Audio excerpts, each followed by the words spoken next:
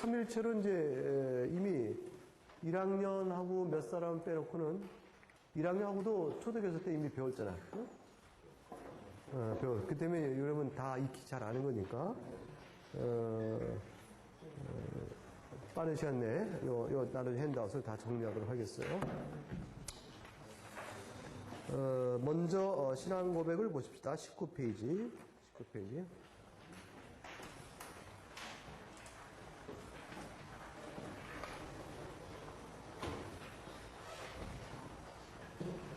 페이지 같이 읽읍시다.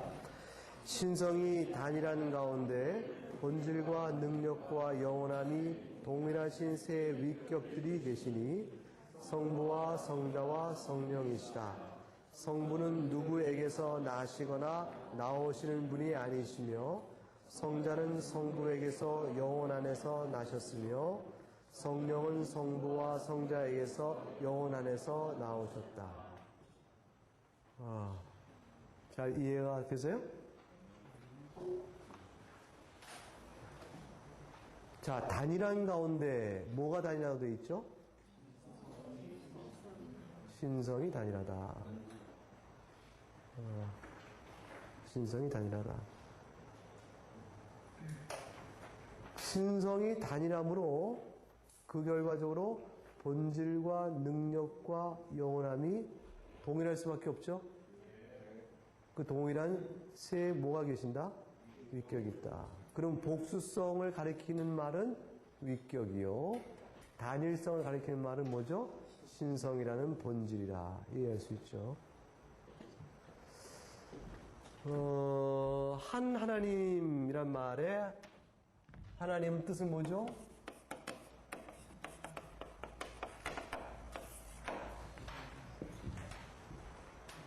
한 하나님의 뜻, 하나님의 뜻은?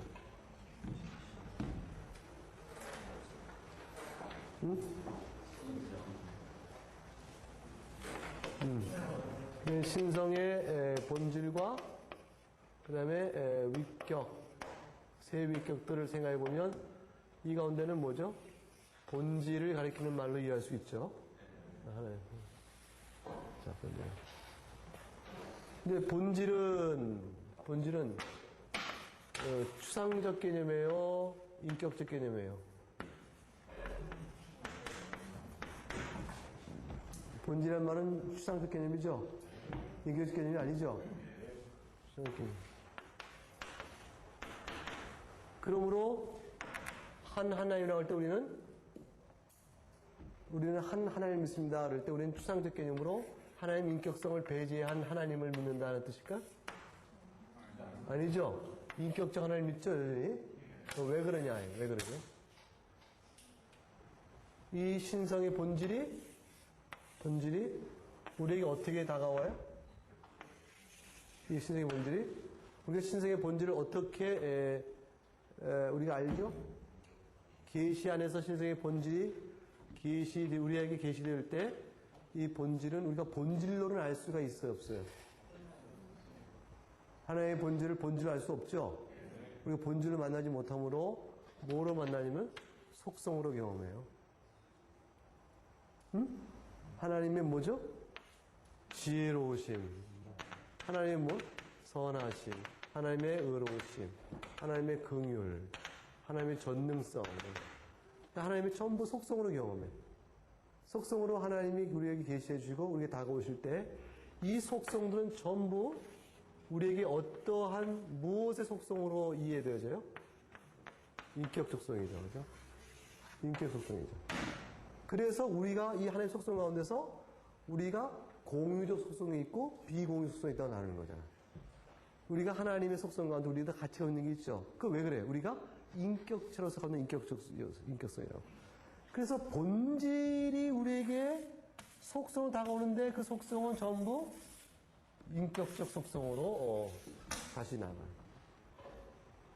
그러므로 우리는 뭐를 깨닫냐면 우리가 하나님을 만날 때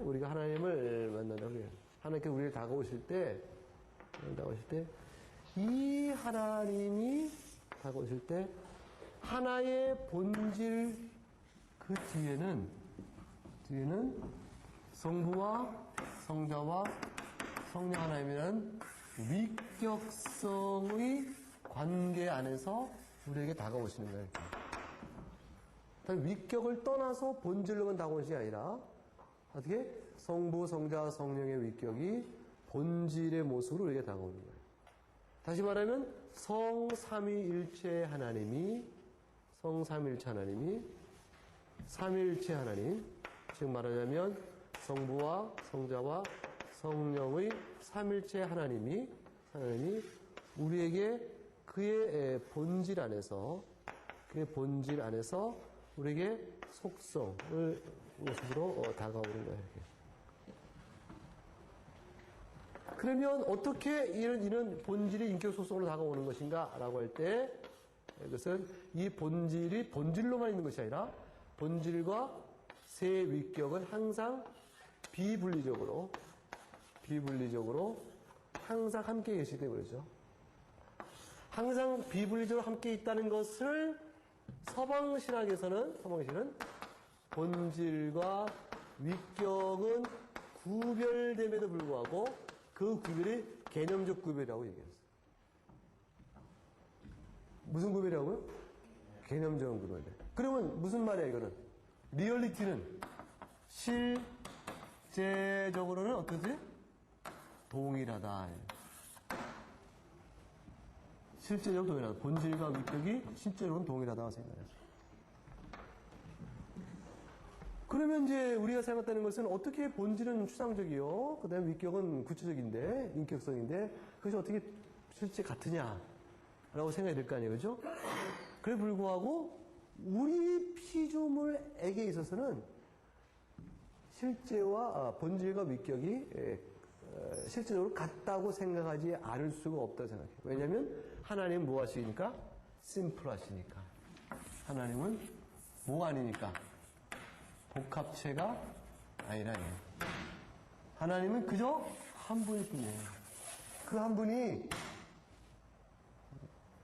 분이 어느 측면에서는 본질로, 어느 관점에서는 위격의 세 분으로 각각 다른 측면에서 보일 뿐, 실제는 리얼리티는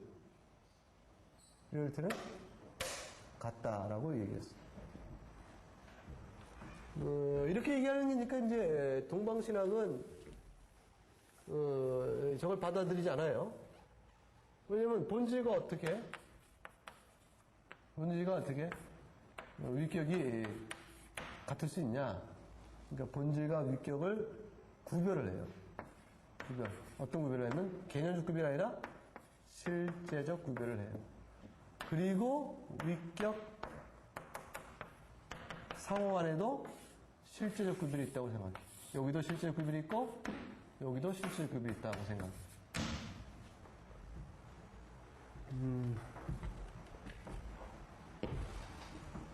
그러면은 서방신학 뭐라고 하냐면, 야, 너희는 그러면 3일체가 아니라 4위일체네. 이렇게 얘기를 해요. 그러나 동방신학은 뭐냐면, 아니야. 3위. 그분이 전부 다 같은 게 일체예요. 이렇게 설명해요. 그래서 본질과 위격이 실제로 구별되지만, 그냥 그 구별되는 그 본질을 세 분이 다 똑같이 완전하게 공유하고 있기 때문에 위격과 본질을 따로 구분을 쪼갤 수 없으므로 본질과 위격은 실제로 구별됨에 불구하고 항상 더불어 같이 있어서 삼위일체라고 얘기해야지 우리는 사위라고 얘기하면 안 된다 얘기하죠. 서방신학은 본질과 위격이 개념적으로 구별된다고 얘기할 때, 그러면 이제 어떻게 이 위격이 성부, 성자, 성령이 구별되느냐? 각각 다 위격이면 이것이 실제로 구별되냐? 이게 개념적 구별이 아니냐? 의미 들죠. 왜냐하면 생각해 보세요. 본질이 위격이와 같으면, 그러면 아버지도 디비니티, 디바인 에센스고, 선도 디비니티고, 홀리스 디비니티면 그러면 이들 사이의 구별이 실제로 이루어져요? 또 아니면 개념적으로 이루어지는 거예요? 개념적으로 이루어져야 되죠? 그런데도 불구하고 이렇게 되지만 이것들은 뭐예요? 개념적 구별이 아니라 무슨 구별이다? 실제적 구별이라고 얘기를 해요. 어떻게 그럴 수 있느냐 할 때. 그렇다면 그런 줄 알아라. 왜냐하면 이걸 개념적으로 구별하면 그것이 바로 뭐니까? 양태론이니까. 양태론은 뭐예요? 아버지, 아들, 성령이 그냥 싹 보이기만 그렇게 보인 거예요. 실제로는 같은 분이죠. 그러나 실제로 같은 분이 아니라 이거예요. 이게 실제 구별을 강조해요. 이거를 설명하기 위한 문법이 있어야 될까요? 문법. 어떻게 이렇게 개념적으로 같으면서도, 아니, 다 위격, 본질이 다 실제로 같으면서도 이들 사이 구별이, 위격 간의 구별이 개념적 구별이 아니라 실제 구별일 수 있겠는가? 라는 그 설명의 방식이 도대체 어떻게 가능하냐? 라고 말할 때, 실제성의 무엇이 실제적 구별인가? 무엇이 개념적 구별인가에 대한 스콜라 철학의 방법론이 나와요. 그 방법론에 따르면 삼일체 위격이 실제적 구별이라는 논리적 결론을 끌어낼 수가 있어요. 그거는 굉장히 머리 아프니까 그렇게 이렇게 말아요. 어쨌건 그래서 단일성이 한 하나님이라는 것은 신성의 분. 그 여호와 하나님 한 분이시다 할 때 우리 여호와 하나님이죠? 그러면 여호와 하나님을 우리가 한 분이라고 이렇게 말할 때 그 여호와 하나님은 누구시죠?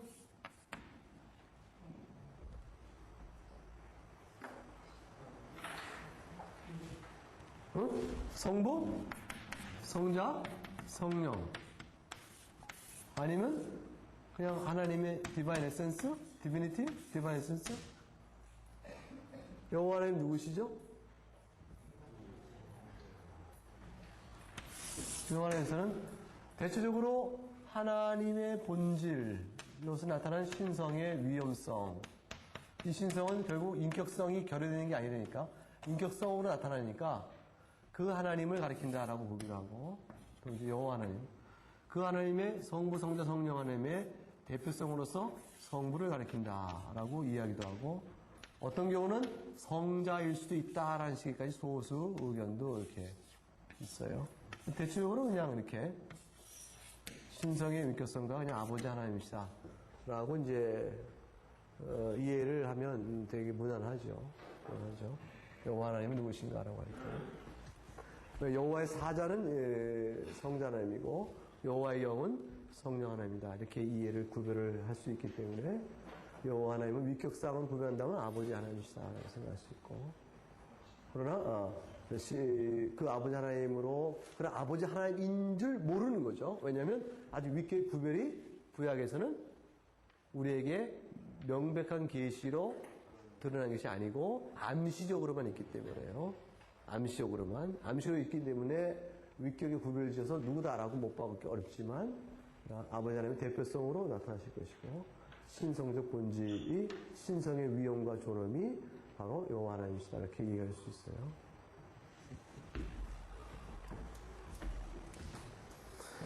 여러분 15페이지에 보면 여러분이 그 성경 본문의 관찰 속에서 구약에 나타난 삼일체의 여러 성경 본문의 전거들을 쭉 정리해놨어요. 거기 이제 히노티즘과 모노티즘이 나오는데 히노티즘이란 말은 무슨 말이냐면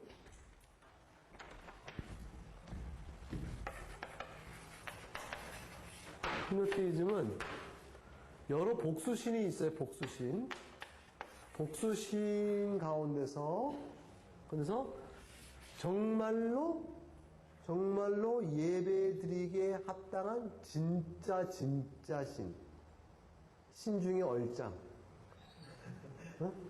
신 중에 뭐예요? 그 최고 되신 분. 그분이다 라고 보는 것. 그게 히노티즘. 히노티즘은 가나안 근동의 다신사회를 전제로 하여 그 중에 이스라엘 하나님이 참 하나님이다. 라고 부르면 뭐가 돼? 히노테이즘적 구조죠. 근데 모노테이즘은 뭐예요, 모노테이즘은? 응? 신이 있어요, 없어요? 신의 존재가 없어요. 오직 한 분만 신이야, 한 분만 신. 이분만 신. 다른 신은 없어요. 다른 신은 없다. 이게 이제 다른 신이 없는 게 모노테이즘이에요. 그럼 구약에 나타난 하나님은 히노테이즘적 신관이냐, 모노테이즘 신관이냐, 이거예요. 그럴 때, 뭐다? 모노테이즘적이지, 히노테이즘적이 아니다. 그럼 구약에서 많은 고대 가나안 지방의 신들을 신이라고 말하고 그 중에 이와 같은 신이 있는가? 이렇게 말하지 않는가라고 말할 때 그 신은 이름하여 신이라고 붙여준 것이지 실제는 뭐예요? 신이 아닌 거죠. 아닌 거죠. 그 신은 인정하지 않아요. 그래서 모노스임적인 관점이라. 그래서 구약에서는 오직 한 하나님을 믿는다. 그 한 하나님을 믿을 때에 이렇게 설명되는데 그럼에도 불구하고 아버지로서의 여호와 하나님에 대한 흔적이 있고 그럼에도 불구하고 아버지 여호와의 흔적은 출애굽기 4장 22절 보게 되면 이스라엘에 대하여 하나님이 아버지가 되고 이스라엘이 그의 불러낸 자손의 관계로 연결되어져요. 출애굽기 4장 22절 말씀 이렇게 기록되어 있죠. 너는 바로에게 이르기를 여호와 말씀에 이스라엘은 내 아들 내 장자라 이렇게 말하고 되어 있어요. 그래서 아버지로 여호와 하나님 등장하는데 이때 등장하는 구약 안에서의 아버지 여호와는 주의할 점이 있어요. 하나님의 내지적 관계로서의 아버지와 아들의 관계가 아니에요. 그리고 여호와의 말씀으로서의 증거가 있고 여호와의 지혜로서 여호와의 신령 이런 등등의 말들은 삼위의 하나님의 세 위격의 각각의 어떤 모습을 말해주는 게 아닌가라는 구약적인 구절들이고 복수의 흔적들이 있는 것이 분명히 있죠. 하나님의 장엄 복수다라고 말하는 하나님의 문법적 복수가 복수고 또 우리들이라는 표현을 하죠. 트리사기오는 이사야 6장 3절에 3번 반복해서 말씀하고 있는 내용. 이런 등등 신비에서 창세기 18장에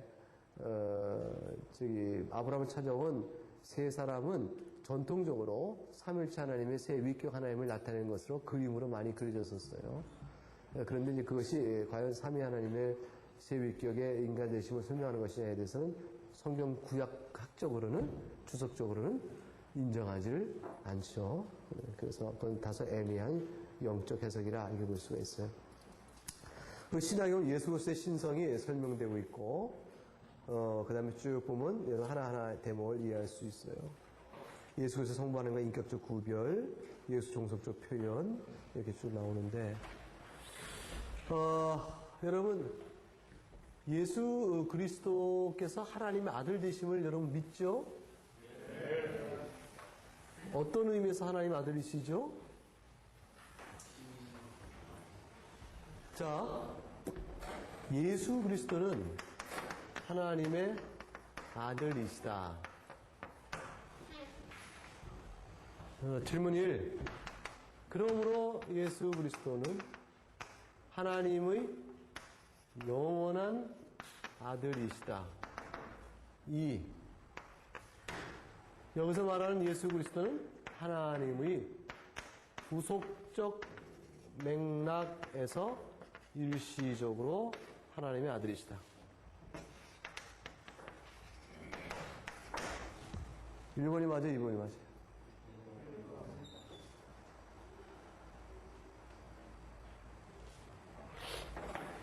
기독론 잘 배웠나 모르겠네.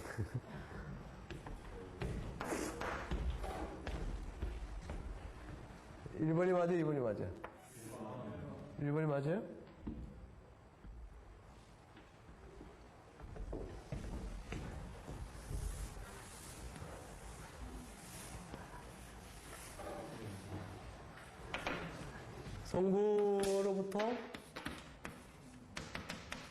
성부로부터 성자께서 어떡하죠? 나으심을 받죠? 그래서 성부는 아겐네토스예요. 성부는 나심을 받지 아니하시고, 성자는 어떡하죠? 겐네토스죠. 나심을 받은 자죠. 그럼 성자의 기원은 어디 있다? 성자의 기원은 어디 있다? 성부께. 이건 맞아요? 틀려요?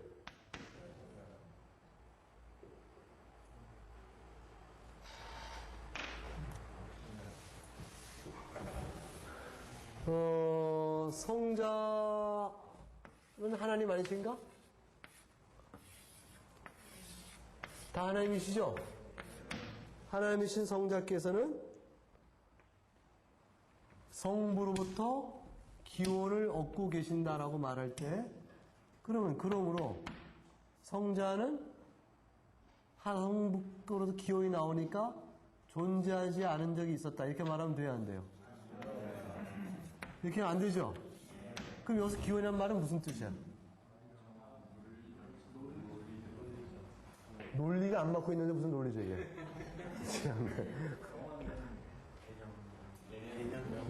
개념적. 그래서 논리가 안 쓰는데 개념이 잡혀요?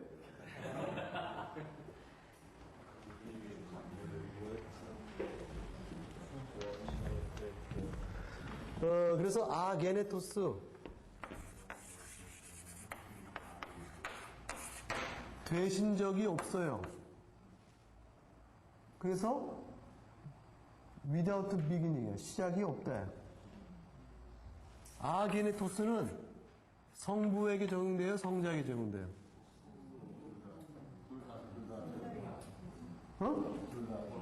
둘 다? 왜 둘 다라고 생각해? 그렇지. 둘 다에게 적용돼요. 그래서 성령께 적용되는 거죠.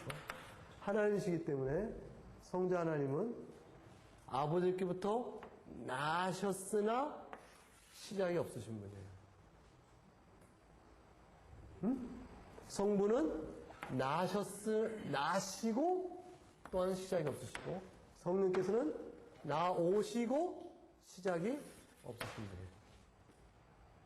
그래서 성부, 성자, 성령이 시작이 없으신 분임으로 인해서, 그래서 시작이 없으심에도 불구하고 위격상의 관계가 나시고 나음을 받으시고 나오시고 나오심을 받으시고의 관계로 되어지기 때문에 성자는 성부로부터 출생하셨을 때 시작이 있어요, 없어요? 없기 때문에 그 앞에 붙이는 단어가 뭐냐면 영원이야. 영원 출생하신다. 영원히 나오신다. 따라서 저 영원이라는 것은 나오시고 또 나오시고 끝도 없이 나오시네, 계속 나오시네, 이름이 영원이 아니에요. 그럼 이 성자의 성부로부터 영원 출생이라는 것은 뭐죠? 출생하셨다고 하여 존재하지 않은 적이 있었던 것이 아닌 무기원성. 무슨 성? 무기원성을 설명하기 위한 영혼이에요. 그럼 성령 하나님은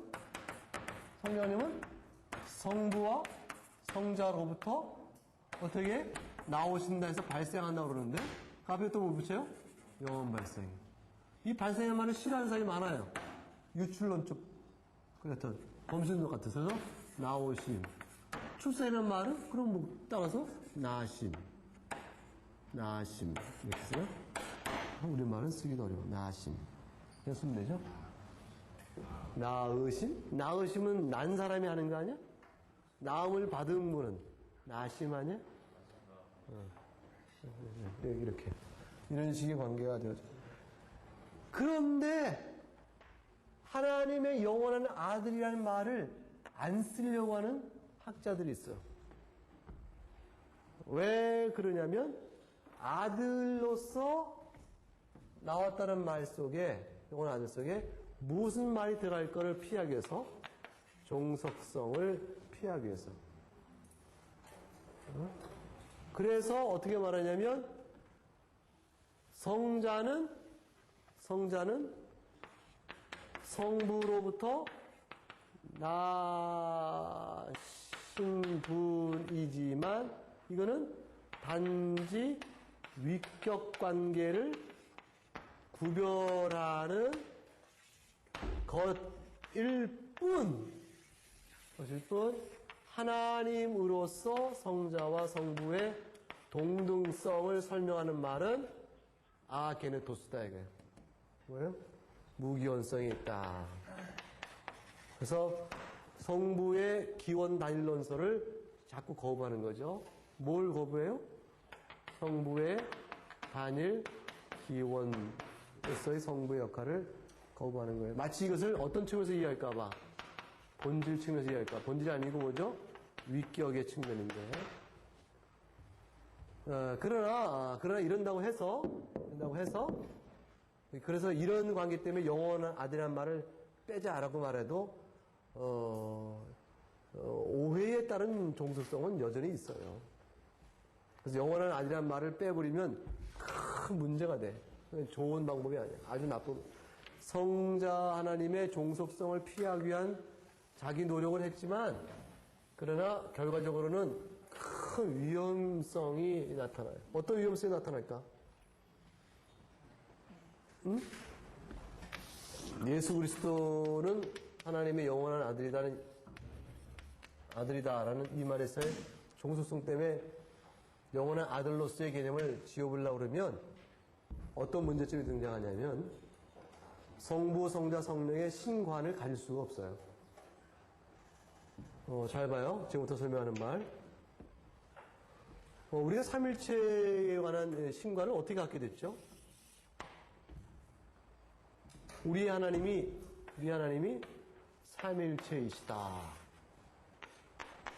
이걸 우리가 어떻게 갖게 됐죠?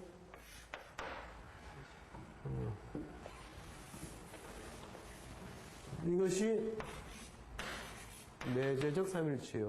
이것이 경륜적 삼일체라. 이마넌트 삼일체요. 이것이 이코노미컬 삼일체라. 그랬을 때 우리가 삼일체의 신관을 갖게 되는 것은 예수 그리스도의 성육신 사건으로 인해서 구체화되기 시작하죠. 예수 그리스도께서 성자 하나님께서 성육하셔 예수 그리스도가 되셨어요. 되심으로 인해서 그의 행하신 구속 사역의 과정 안에서 우리는 성자 하나님을 예수 그리스도 안에서 하나님 되심을 보고 하늘로부터 하나님을 보고 그 다음에 그에게 임하신 성령 하나님으로부터 하나님을 본단 말이에요. 이렇게 됨으로 인해서 우리가 경륜 사역, 구속 경륜의 사역을 통하여 하나님에 대한 위격적 구별이 우리에게 주어졌어요. 그렇죠? 이와 같은 경륜적 차원에서 우리에게 보이신 바 된 하나님의 새 위격성이 내재적 하나님의 본래의 존재에서도 새 위격으로 계신다는 보장을 어떻게 해? 어떻게 알아?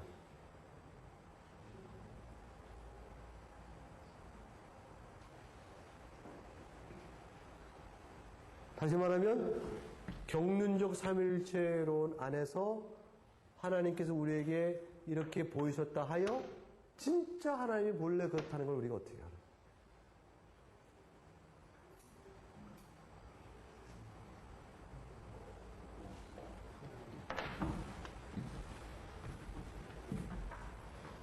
여러분은 여러분에게 의도하면 여러분이 아닌 모습으로 얼마든지 다른 사람과 관계를 가져갈 수 있죠?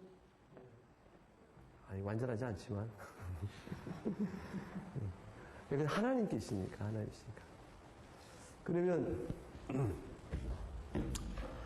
이제 광야를 달려가는 거야. 말을 타고 달려가는데, 발견했어. 뭘 발견했어? 이게 뭐야? 응? 발갈식이 뭐야, 이게? 응? 못 맞춰요? 자. 이게 뭐야, 이게? 그치. 비석을 발견한 거야. 큰 비석을. 그랬더니 뭐라고 막 쓰여 있어. 그랬더니, 나, 광개토왕대은, 응? 나, 누구는 여기까지 땅을 정복하고 어쩌고 쭉 써놨어. 이 써놓은 사실을 보고, 여기 기록된 바대로 실제 그 인물이 존재했다는 걸 알 수가 있어요?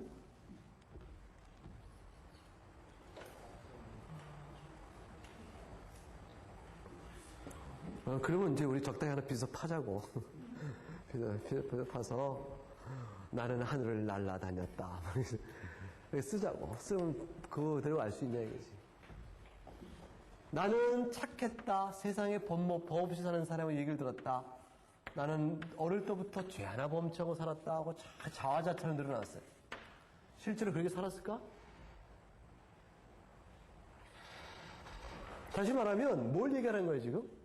이걸 보고서 이거를 쓴 사람에 대하여 우리가 얼마큼 진실히 할 수 있는가의 문제가 생긴다 그 말이에요. 그것이 계시를 통하여 하나님을 알 수 있는가의 문제가 생기는 거예요.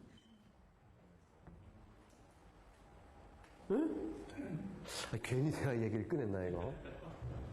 의도하지 않은데 자꾸 얘기가 이렇게 자꾸 번져가네. 그래서 이 계시가 우리에게 보이신 하나님이신가? 실제 하나님과 같으신가에 대한 이 문제가 신학사에서 굉장히 큰 논란이 돼요. 그럴 때에 다르다라고 말하는 분도 있고 같다라고 말하는 분도 있어요. 다르다고 말하는 사람은 이단이고 같다 말하는 사람은 정통이고 그런 건 아니에요. 그만큼 이 문제는 어려워요. 어려운데 이거 하나는 맞아. 우리로 하여금 알게 하시는 하나님으로서의 내용은 맞다. 우리가 예배해야 될 대상으로서의 그 하나님이 누구신가 알려준 계시 내용으로서의 실질성은 분명하다. 그거는 맞아. 그건 1차적인 합의야. 따라서 우리가 엉뚱한 신을 예배하고 있는 게 아니요. 성경에 기록된 바의 신을 예배하면 그 신이 바로 우리에게 경배받기를 원하시는 바로 그 신이야. 존재적 일치인지 아니면 그 신이 그런 모습으로 우리에게 다가오시는지를 그 부분에서는 설명분이 이런 여지가 있지만 그래서 나는 같다고 믿는 거예요. 그걸 같지 않다고 믿을 이유가 없다고 보는 거예요. 그걸 같지 않다고 보는 순간 우리는 하나님에 대한 신관에 큰 갭이 생기기 시작해요. 하나님의 신뢰성과 모든 부분에 있어서 의무심을 품고 시작하는 거예요. 그러면 그 의심 품지 않기 위해서 그러면 같다고 보느냐 할 때 내 말은 그게 아니라 경륜적 삼위일체 신관 안에는 경륜으로만 끝나는 것이 아니고 이 경륜과 더불어 이 경륜 속에 내재적 삼일체 하나님을 보여주는 계시가 담겨 있기 때문에 그런 거예요. 어떤 것이 있어요? 어떤 것이 있어요?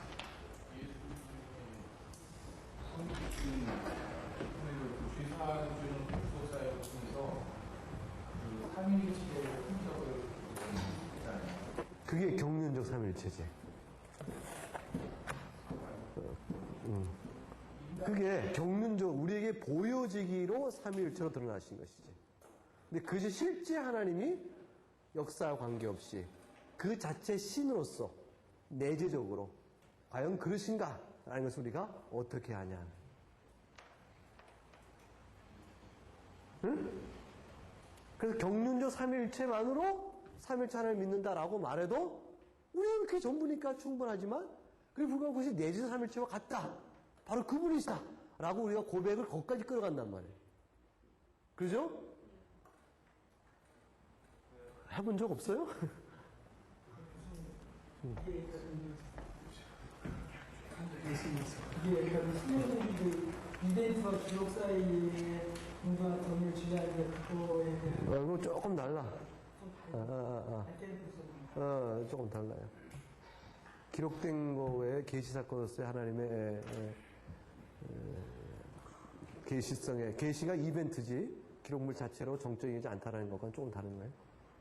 왜냐하면 이벤트로 보여준 계시도 그 자체가 참 본래 자기 존재를 드러내신 것이냐, 우리에게 보이길 원하신 것만 보이신 것이냐. 그냥 말하자면 하나님께서 우리에게 너희는 이런 신을 믿어라 하고 그 신관을 우리에게 만들어 주시면 우리는 그 신을 볼 수밖에 없잖아. 그렇게 계시하신 거냐, 아니면 실제 자신을 드러내신 것이냐. 그 문제. 요한복음 17장에 보게 되면, 요한복음 1장에 보게 되면 1장 1절에 17장 놔두고 다시 넘어올 거니까 1장 1절을 보세요. 1장 1절부터 1장 1절과 3절까지 같이 읽읍시다. 태초에 말씀이 계시니라. 말씀이 하나님과 함께 계셨으니 이 말씀은 곧 하나님이시니라. 그가 태초에 하나님과 함께 계셨고 만물이 그로 말미암아 지은 바 되었으니 지은 것이 하나도 그가 없이는 된 것이 없느니라. 이 말씀은 지금 우리에게 성경을 통하여 구속 경륜의 결과로 주고 계시지만 그 내용의 포인트는 구속 경륜이 아닌 어디로까지 넘어가고 있어요. 지금 하나님의 예수 그리스도의 선제성이니까 내재적 하나님의 관계를 지금 이미 지시해주고 있어요. 그렇죠? 그리고 요한복음 17장 가게 되면 주께서 뭐라고 말씀하세요? 1절, 2절 같이 읽으면 예수께서 이 말씀을 하시고 눈을 들어 하늘을 우러 가라사대 아버지여 때가 이르렀사오니 아들을 영화롭게 하사 아들로 아버지를 영화롭게 하게 하옵소서. 아버지께서 아들에게 주신 모든 자에게 영생을 주게 하시려고 만민을 다스리는 권세를 아들에게 주었음이로소이다. 여기서 아버지여 하늘로 우르러 가시면서 아들을 영화롭게 하사 아들로 아버지를 영화롭게 하옵소서. 자, 5절 같이 읽으면 시작. 아버지여 창세전에 내가 아버지와 함께 가졌던 영화로서 지금도 아버지와 함께 나를 영화롭게 하옵소서. 언제라고 했죠? 창세전에. 그것은 뭘 얘기하죠? 내전 삼일체예요. 그때의 성자 하나님께서, 즉 예수 그리스도께서 성육하신 그분인데 성자 하나님께서 하나님과 이렇게 뭐라고 부르세요 지금? 아버지라 그러시죠. 그러니까 경륜적 삼일체 안에 드러난 예컨대 예수님이 세례받고 나오실 때 하늘에서 음성이 나와 가라사대 뭐라고 말하죠? 이는 내 사랑하는 아들이니라. 그 아들이 실제 내적 삼일체 관계 안에서 아들이신 관계를 비추어 드러내고 계신 거예요. 그러므로 예수 그리스도는 참아들이요 우리는 뭐죠? 양자 아들이 되는 거예요. 그 아들 관계가 만일 예수 그리스도 이런 내 사랑하는 아들이오가 이 내재적 관계의 성부와 성자 사이의 위격적 관계로서의 아버지와 아들의 관계가 아니면 예수님이 그 순간에 뭐 했다는 거야? 입양이 했다는 거잖아. 그럼 양자론이 되는 거야, 양자론. 예수님이 사람이었다가 하나님이 구름 사이에 말씀하셔서 내가 이를 내 아들로 삼았다. 너희들 한번 들어라. 이제 하나님의 격이 오른 거야. 이렇게 얘기하신 게 아니라 그 말이에요. 그걸 가르쳐 뭐라고 그래요? 양자론이라. 그게 왜 아리우스적 해석까지 넘어가나 유대적 양자론이 넘어가나 그런 거예요.